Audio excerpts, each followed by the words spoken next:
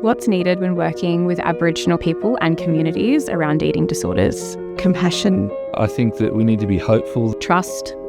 Listening. Listen deeply. You need that time to listen.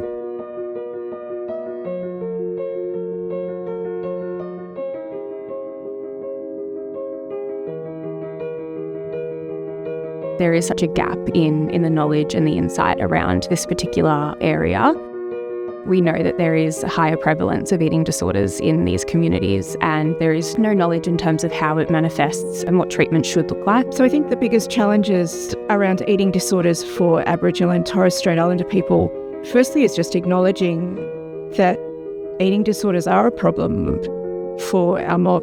Eating disorders don't discriminate, and they do show up across all different populations, demographics and communities. We don't understand eating disorders very well. We're definitely not very sympathetic towards them. We have a big stigma around what we think someone with an eating disorder looks like, and we do a lot of shaming and blaming of people who have eating disorders.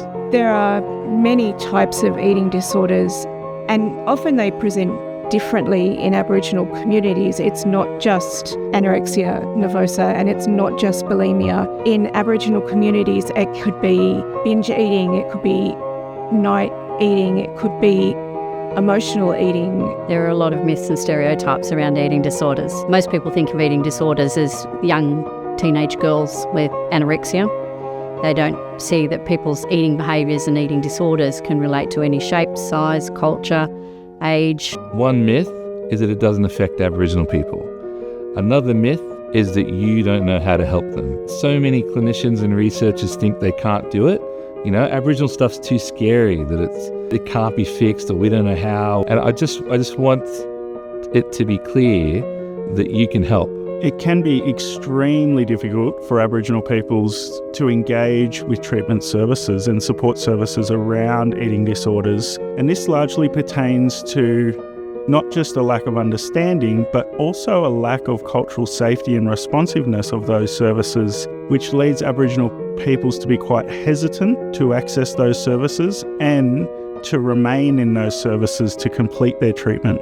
There's definitely an issue of under-treatment and delayed treatment in eating disorders in the Aboriginal community because of the barriers such as being able to make the diagnosis and then being able to access expert care.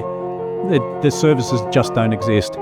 Eating disorders are impacted by social and economic pressures in our communities in a number of ways. Eating disorders among Aboriginal peoples and communities is directly linked to historical traumas associated with colonisation. It's a manifestation of this trauma, and it can present in different ways among different Aboriginal peoples. There's a health gap in this country between Indigenous and non-Indigenous people that's been going on for far longer than is ethically acceptable. Eating disorders kill people, and eating disorders can take up a huge amount of people's lives, but it doesn't have to be that way. We're all together in this, we're researchers and clinicians together. If we can genuinely want to connect with people who are living with this disease, if we can genuinely have a belief within ourselves that this person can get better, if we can help them to move into recovery, to have a bit of freedom, to be able to have that wellness that they can then pass on to their children, to not have to continue this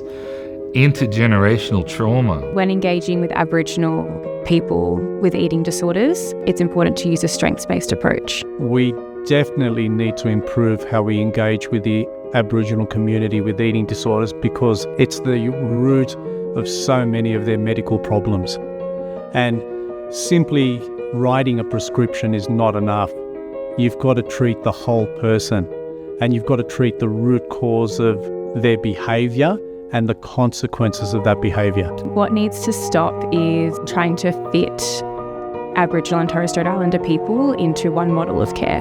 What needs to start is consideration of the whole person and the social, emotional well-being. We need to individualise each and every person's pathway through to health. Listening and responding the first time people ask for help, I think that's super important. Something you can do to be helpful in this space is just listen. So different mobs have different ways to conceptualise what is dadiri or deep listening. Dadiri comes from the people of the Central Desert of Australia, but different mobs around Australia have different understandings or their own ways of deep listening.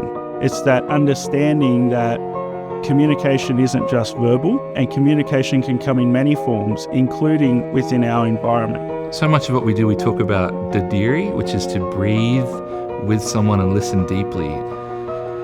Take a breath and just be with that person and just listen to them, listen to their story, listen to what their body tells you. Just let that person be honest and open with you and be safe for that to happen. It is so important to be curious and to listen. I think you need to have safe listening, empathic listening, and caring listening. Listen. Listen. Listen. Listen.